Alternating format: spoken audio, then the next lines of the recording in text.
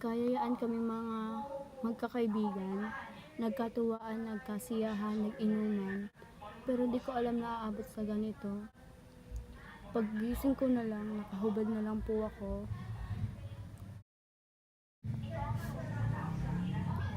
Hindi ko po alam kung anong gagawin ko pagkatapos na. Umuwi po ako sa bahay, wala po ako sa sarili nun. Pero po, kinalimutan ko na yun. Pero, pagkatapos ng isang buwan, nakaramdam na ako ng yung sign ng pagbubuntis. Like, pagsusuka, paghihilo. Tapos, lagi na lang akong tulog, maya-maya tulog, kain, ganun. Wala akong ginagawa. Feel ko po sa sarili ko, napakababoy ko, wala akong kwenta, wala akong mapupuntahan. Gusto ko na nga po magpakamatay nun pero naisip ko po yung pamilya ko. Pero po yung bata, pinalaglag ko po kasi hindi ko po kayang akuin yung responsibilidad at alam ko pong hindi rin po maano ng mga magulang ko. Bata pa lang po ako, hindi ko po alam yung gagawin ko at umaasa pa lang din po ako sa mga magulang ko.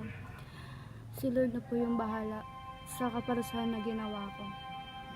What actually happens during an abortion? Abortion procedures range from taking a pill to surgical options, often based on availability or how far along a pregnancy is, and 92% of legal U.S. abortions take place within the first 13 weeks of gestation. The oral tablet is effective 49 days from one's last menstrual period. Often containing mifepristone, it works by blocking the hormone progesterone. Progesterone promotes smooth muscle relaxation in the uterine wall throughout pregnancy, and so the pill causes the uterus to contract and the embryo to be expelled in what seems like a heavy period. Vacuum aspiration is a surgical procedure usually used up to 16 weeks after conception and is typically performed under local or general anesthesia.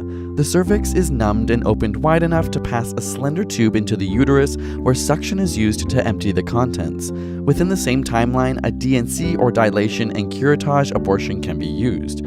First, the cervix is dilated using small instruments or medication, and then a curette is used to remove the contents of the uterus. If a pregnancy is between 12 to 24 weeks, a D&E or dilation and evacuation abortion is likely used, although only 1.2% of abortions occur after 21 weeks. In a D&E abortion, the cervix needs to be dilated wider, often using osmotic dilators, which are short rods made of seaweed or synthetic material which absorb moisture and slowly stretch the cervix. These are usually inserted the day before surgery. Once dilated, fetal and placental tissue is removed via vacuum aspiration, forceps, and a curette. The decision to have an abortion after 24 weeks is extremely rare and often due to severe fetal anomalies. When abortions are allowed by the local law, they are one of the safest procedures in medicine, with case fatality rates less than 1 death per 100,000 procedures. In the US, the risk of death associated with childbirth is 14 times higher in women than that of an abortion. There are also myths that abortion is linked to an increased risk of cancer as well as difficulties in conceiving or carrying a future pregnancy, but both of these claims have been refuted by extensive medical research. However, unsafe abortions practiced by individuals without the necessary skills or in an environment that does not conform to medical standards cause an estimated 68,000 women to die yearly, while a further 5 million suffer temporary or permanent disability. Methods range from ingesting toxic solutions, inserting foreign bodies into the uterus, and even trauma. The World Health Organization has called unsafe abortions a preventable pandemic. And laws that limit a woman's access to an abortion or make abortions illegal do not reduce the number of abortions.